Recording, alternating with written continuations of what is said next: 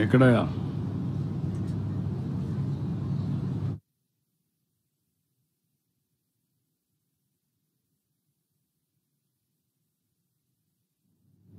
ఈ ఊర్లో మీరు చూస్తే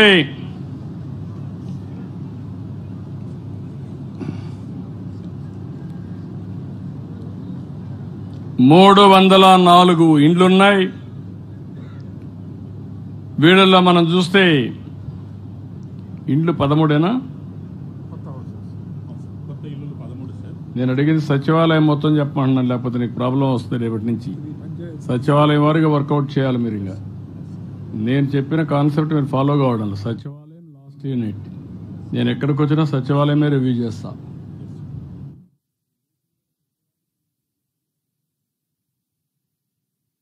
ఓకే, ఈరోజు ఈ ఊరే ఇది, అంతేనా? నేను సచివాలయం పెట్టమన్నా. పంచాయతీ లేదు కూడా. పంచాయతీ, సర్పంచ్, అడ్మినిస్ట్రేటివ్ యూనిట్, సచివాలయం. ఇక్కడికి వచ్చినప్పుడు దగ్గర ఒక 17 మందికి మరుగుదొడ్లు లేవన్నారు, 13 మందికి ఇండ్లు లేవన్నారు. ఇంకా పింఛన్లు కావాల్సిన వారు అర్హత ఉంటే 30 మంది అన్నారు. రేషన్ కార్డు ఒకటి కావాలన్నారు. కరెంటు 4 కావాలన్నారు. ఇవన్నీ కూడా ఇమ్మీడియట్ గా శాంక్షన్ చేయమని కలెక్టర్కి ఆదేశాలు ఇస్తున్నాను. అవన్నీ శాంక్షన్ చేస్తారు. ఇప్పుడు ఇక్కడికి వచ్చినప్పుడు మీరు చూస్తే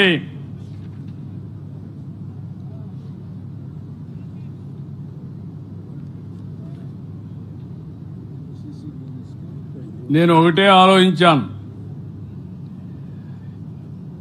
ప్రతి ఇంటికి 2 సెంట్లు కానీ 3 సెంట్లు, పట్టణ ప్రాంతాల్లో అయితే 2, గ్రామీణ ప్రాంతాల్లో 3 సెంట్లు ఉండాలని నిర్దిష్టమైన ఆదేశాలు ఇచ్చాను. ఇల్లు లేని వారందరికీ 5 సంవత్సరాల్లో ఇల్లు కట్టించే బాధ్యత 2029కి పూర్తయ్యే బాధ్యత మేము తీసుకుంటాం. 3, ప్రతి ఒక్క ఇంటికి సస్టైనబుల్ వాటర్ అంటే ట్యాప్ ద్వారా ఇంటికి నీళ్లు ఇచ్చే బాధ్యత తీసుకుంటాం. అది కూడా ప్రారంభిస్తున్నాం. కొన్ని చేశాం, కొన్ని చేస్తాం. అదే మరిగా ప్రతి ఒక్క ఇంటికి మరుగుదొడ్డి ఇస్తాం. మరుగుదొడ్డి ఇచ్చిన తర్వాత మీరు బయట పోయి మళ్ళా మరుక్కుపోతే కరెక్ట్ కాదు. మరుగుదొడ్డి అలవాటు చేసుకోవాలి. ఆరోగ్యంగా ఉండే పరిస్థితి వస్తుంది. ఒకవేళ మీరు పిట్స్ కూడా తవ్వుతారు, మరుగుదొడ్లకు కావాల్సిన పిట్స్ అన్ని అవి ఫుల్ అయితే దాన్ని ఏ విధంగా మళ్ళా తీయాలి, ఏ విధంగా కన్వర్ట్ చేయాలి, దానికి కూడా శ్రీకారం చుడతాం. ఇంకో పక్క మీరు ఒకసారి చూస్తే ప్రతి ఒక్క ఇంటికి కరెంట్ ఇచ్చాం. ఇప్పుడే కలెక్టర్కి ఊరు ఆదేశాలు ఇస్తున్నాను. నాకు ఒక నిర్దిష్టమైన టైం ప్రకారం 2 కిలోవాట్స్ కరెంటు అంటే 60,000 రూపాయలు ఉచితంగా ఇస్తాం. మీరు బీసీలు కాబట్టి ఇంకొక 20,000 ఇమ్మన్నాను. దానికి ఎంత అవుతుందో మిగిలింది పెట్టుకుంటే మీ అందరి ఇండ్లకు ఇంకా రాబోయే రోజుల్లో కరెంటు ఛార్జీలు కట్టకుండా తిరిగి కరెంట్ ఇస్తే మీకు ఆదాయం వచ్చే పరిస్థితి వస్తుంది. దీన్ని ఈ గ్రామాన్ని ఒక ఆదర్శంగా తీసుకుని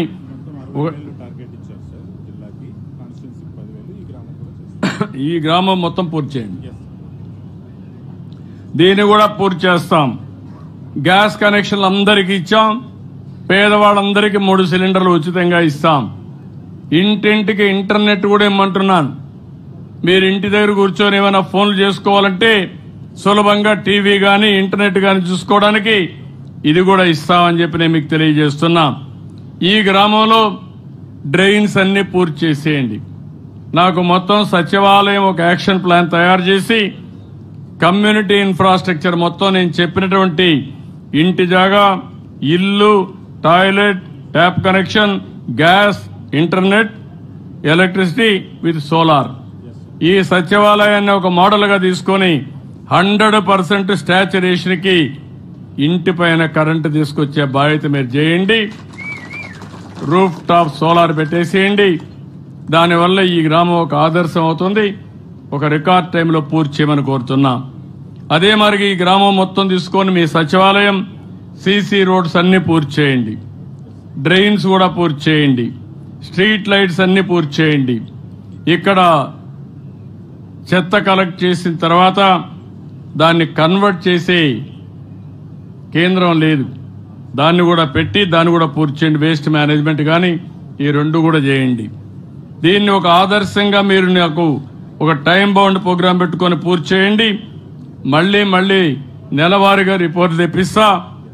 అన్నీ పూర్తయ్యే వరకు నేను అండగా మీకుంటానని చెప్పి నేను మీకు తెలియజేస్తున్నా.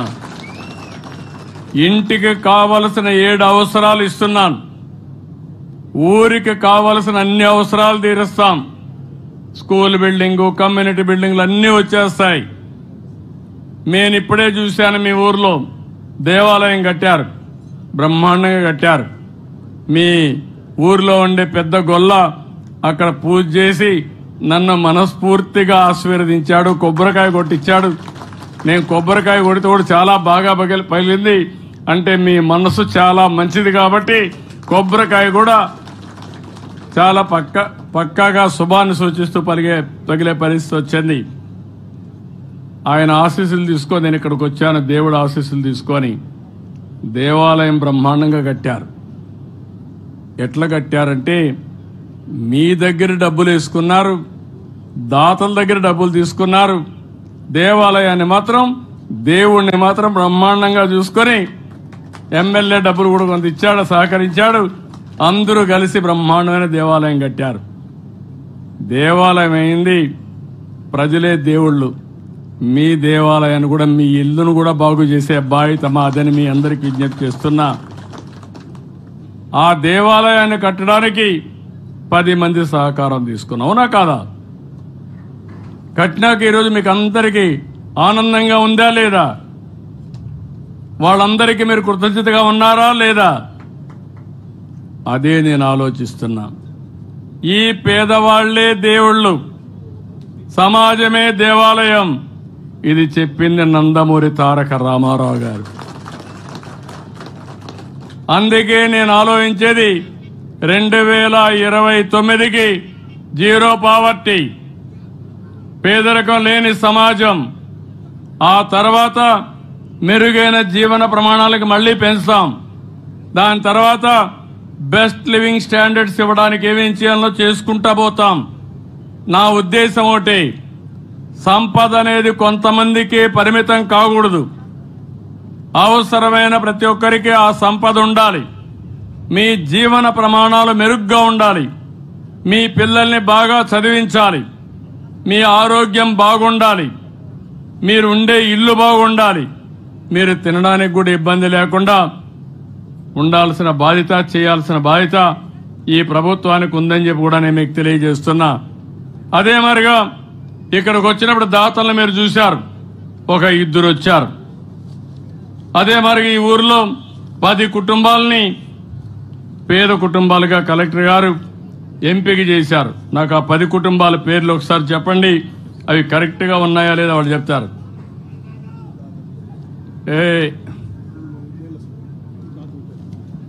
పర్ల అవసరం వాళ్ళ అవసరం అడ్డోళ్ళ అవసరం. మనకెప్పుడు కూడా సమాజంలో మంచి ఉంటుంది, చెడు ఉంటుంది. ఇప్పుడు ఒక కుర్రాడు వచ్చాడు, వాడు ఏ ఊరు కుర్రాడో తెలియదు. వాడికి కడుపు నొప్పి ఉంటే డాక్టర్ దగ్గరికి పోవాలా, వాడికి బాధ ఉంటే నా దగ్గరికి రావాలా. అరిస్తే కడుపు నొప్పి ఎక్కువ అవుతుంది, అది మర్చిపోతున్నాడు. వచ్చి ఇంతమంది యజ్ఞంగా మనం అందరం పవిత్రమైన కార్యక్రమాన్ని ఆలోచిస్తా ఉంటే ఒక రాక్షస ముగ్గా వచ్చి అరస్తా కూర్చుంటే ఏమొస్తుంది? ఆ మాత్రం విజ్ఞత ఉందా ఆయనకి? ఉండదు. అంటే ఎవడో ఒక పొలిటికల్ పార్టీ చెప్తాడు, లేకపోతే వీడికి ఏదో ఆవేశం, లేకుంటే దెయ్యం ఏదైనా దుక్కుంటుంది, ఇమ్మీడియట్గా ఎగిరిగిరి పడతాడు. వచ్చి గౌరవంగా చెప్తే నేను ఇంటా, నీ సమస్య కానీ పరిష్కారం చేయగలిగితే ఏ సమస్య అయినా పరిష్కారం చేయడానికి నేనున్నా. రాత్రింబగుళ్ళు పనిచేస్తున్నా. చిన్నవాడు చెప్పినా పెద్దవాడు చెప్పినా అందరి సమస్యలు ఇంటా. అది న్యాయసమ్మతం అయితే పరిష్కారం చేస్తా, కాకపోతే ఏం చేయాలని కూడా ప్రయత్నం చేస్తా. బెదిరిస్తే ఈ మార్గం అరిస్తే కడుపు నొప్పి ఉంటే గట్టిగా ఏం చేయాలో చేస్తా. వీళ్ళు కూడా అర్థం చేసుకోవాలి. కొంతమంది నేను చూస్తూ ఉంటాను, రాజకీయాల్లో ఉండేవాళ్ళు ఇక్కడ చిల్లర పనులన్నీ చేస్తూ ఉంటారు, ఎక్కువ అటెన్షన్ వస్తుందని. అది మంచిది కాదు.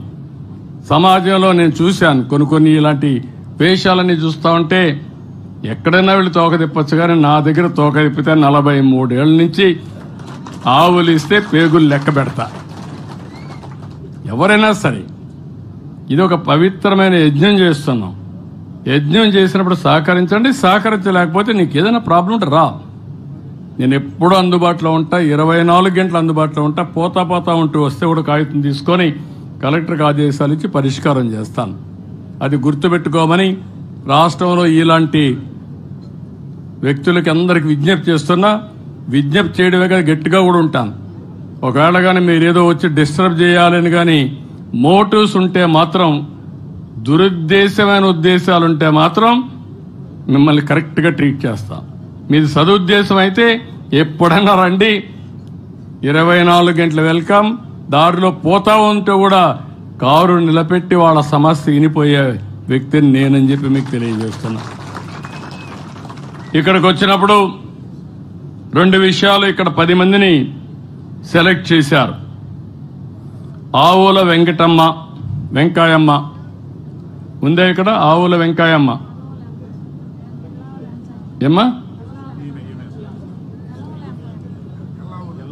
ఎల్లావులన ఆవులను పెట్టారు, ఆవులను పెట్టారండి. ఉందా ఆవిడ రమ్మని ఎట్లా? ఆ కుటుంబం బాగా పేద కుటుంబమా? ఈ ఊరోళ్ళు చెప్పండి, ఆ కుటుంబం బాగా పేద కుటుంబమా? పేద కుటుంబం చేలు పైకెత్తండి. ఓకే. ఇంకొక ఆయన 2 పేర్లు వెంకాయమ్మని కొట్టావేంటే నువ్వు? ఇంకొక ఆవిడ కూడా వెంకాయమ్మ ఉంది. 2 వెంకాయమ్మలు. నువ్వమ్మా ఈవిడ ఒక లాస్ట్ లో ఉందా? ఎల్లావుల వెంకాయమ్మ, ఇంకో అంకమ్మ అన్నావు. వీడి పేరు అంకమ్మ, నువ్వు అంకమ్మ. ఏంటమ్మా నువ్వేనా? ఏ రా తల్లి, ఇట్రా ఇటురా. ఇంకాదా సుబ్బాయమ్మ,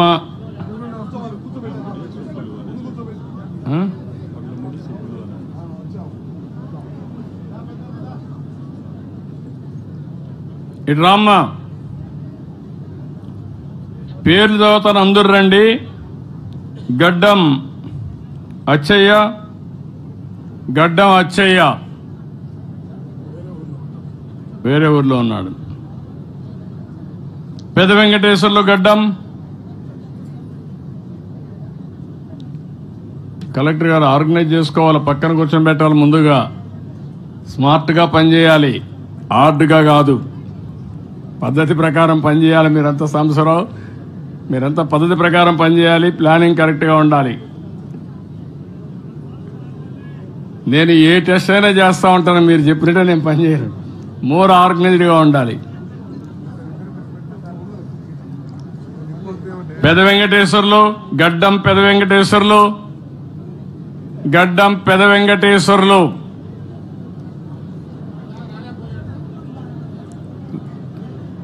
ఓపెన్ గానే ఉన్నాం కదా. పడాల పెంచలమ్మ,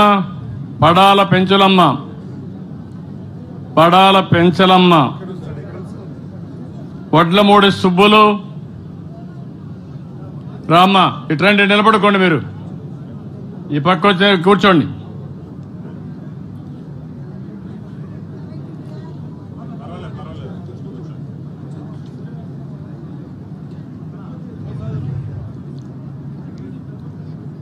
వడ్లమూడి సుబ్బాయమ్మ కూడా పిలిచామా? ఎల్లావుల అంకమ్మ, ఓకే. సుబ్బరత్నం, ఎల్లావుల సుబ్బరత్నం వచ్చారా? కూర్చోమ్మా. 2, 4, 6 ఉన్నారు. ఇంకా 4 లేరు. ఓకే. ఇప్పుడు ఒకసారి వాళ్ళ లేమ్మా, నువ్వు లేసిన మైక్ ఇవ్వండి. మైక్ తీసుకో. ఏమ్మా నీ పేరేంటి చెప్పు. నా పేరు అంకమ్మ. అంకమ్మ ఏంటమ్మా, ఏం చేస్తావు నువ్వు? ఎమ్మెల్యేకి నమస్కారములు. కాదు మా అట్లా కాదు, నేను అడిగిందని చెప్పు. ఎంతమంది మీ ఇంట్లో ఉంటారు? నాకు 2 పిల్లలు. మీ ఆయన ఉన్నాడమ్మా? మా ఆయన కరెంటు పట్టుకొని చనిపోయాడు, బతుకు దగ్గరికి వెళ్ళి. భర్త లేడు, ఇద్దరు పిల్లలు ఉన్నారు. 2 పిల్లలు. ఏం చేస్తారమ్మా? ఆ పిల్లల్ని ఒక అమ్మాయిని చదివించి డాక్టర్ డబ్బులు పెట్టి ఇంకా కాసిన అప్పు చేసి అమ్మాయి పెళ్లి చేసిన. ఆయన అల్లుడు ఏం చేస్తాడమ్మా? అల్లుడు గొర్రె కాస్తాడు. గొర్రెలు కాసుకుంటాడు. ఓకే. రెండో అబ్బాయి అబ్బాయి చదువుకుంటున్నాడు. ఏం చదువుతున్నాడమ్మా? 9 చదువుకుంటున్నాడు. ఏమ్మా? 9 చదువుకుంటున్నాడు. 9 చదువుతున్నాడు. నీకు ఆస్తులు ఎంత ఉన్నాయమ్మా? భూమి ఉందా? 1 ఎకరం ఉంది. ఇల్లు ఉందా? ఇల్లు వాన కొరుతుంది, ఎత్తుకోసుకోవాలి. ఇల్లు లేదు. ఇంట్లో పెద్దలు ఉన్నారు? ఎవరన్నా పెద్దవాళ్ళు ఉన్నారా? పెద్దవాళ్ళు ఎవరన్నా ఉన్నారా మీ ఇంట్లో? నువ్వు ఒకటే కూతురికి పెళ్లి చేసింది. ఒకే బిడ్డ, మగబిడ్డ ఉన్నాడు, చదువుతున్నాడు. 1 ఎకరా భూమి ఉంది, ఇల్లు కూడా లేదు. ఆవిడ కష్టార్జితం పైన ఆవిడ ఆధారపడుతుంది. నీ కొడుకున్నాడమ్మా ఇక్కడ? రే గణేష్ రారా. గణేష్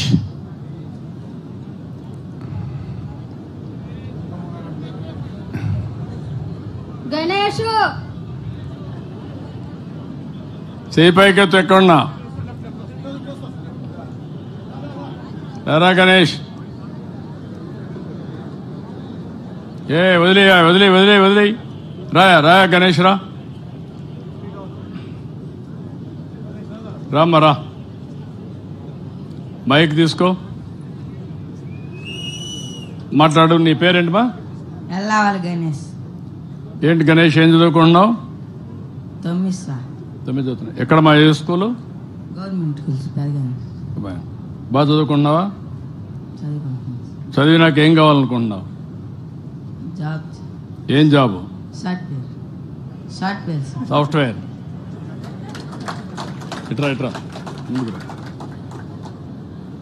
ఈ కుర్రాడు ఆలోచన చూశారు. 9 చదువుతున్నాడు. సాఫ్ట్వేర్ ఇంజనీర్ కావాలనేది ఒక కళ. సాఫ్ట్వేర్ ఏంటంటే తెలియదు ఇప్పటికీ, కానీ అందరూ బాగున్నారనేది తెలుసు. నేను కూడా ఒక ఇంజనీర్ అయితే నా తల్లిని బాగా చూసుకోగలుగుతాను, నా జీవితం బాగుంటుందని ఆశ ఉంది. అంతేనా? సాఫ్ట్వేర్ కావాలంటే ఏం చేయాలి? సాఫ్ట్వేర్ ఇంజనీర్ కావాలంటే ఏం చేయాలి? నువ్వు ఏం చదవాలి? ఇంగ్లీష్. ఇంగ్లీష్ చదివితే సాఫ్ట్వేర్ అవుతావా? మ్యాథమెటిక్స్ చదవాలి, పై చదువులు చదవాలి, బాగా చదువుకోవాలి, అప్పుడు అవుతావు. ఇప్పుడు చూశారు కదా మీరు ఒక సమస్య. ఇప్పుడు ఈ సమస్యల్ని వీళ్ళు 2 పెద్ద మనుషులు ఇక్కడ, వాళ్ళకి ఎక్స్పోజ్ చేస్తున్నా. వాళ్ళు సమాధానాలు చెప్తారు, వీళ్ళు ఇక్కడ కూర్చుంటారు, నేను ఇప్పుడే మాట్లాడతారు. కూర్చోండి. లేదా ఇప్పుడే కదా ఉండండి. లాస్ట్లో మాట్లాడు. లేయమ్మా, నువ్వు లేయి. నువ్వు కూర్చో, మీరు ఇద్దరు కూర్చోండి. నువ్వు రామ్మా.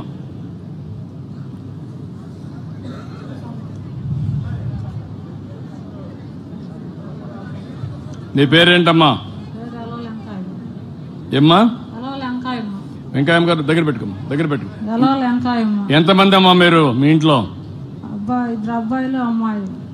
అబ్బాయిలు ఉన్నారమ్మా ఇక్కడ? ఎక్కడ పోయారమ్మా? పొలం వెళ్ళారు. ఈరోజు నేను వస్తున్నాను తెలుసా వాళ్ళకు? కూలి పని వెళ్ళాడు. ఏం చదువుకున్నారమ్మా వాళ్ళు? ఏం పని చేస్తారమ్మా? ఎంత వయసు అమ్మా? 35 ఉంటుంది. నీ కొడుకులా? 2 కొడుకులేనా?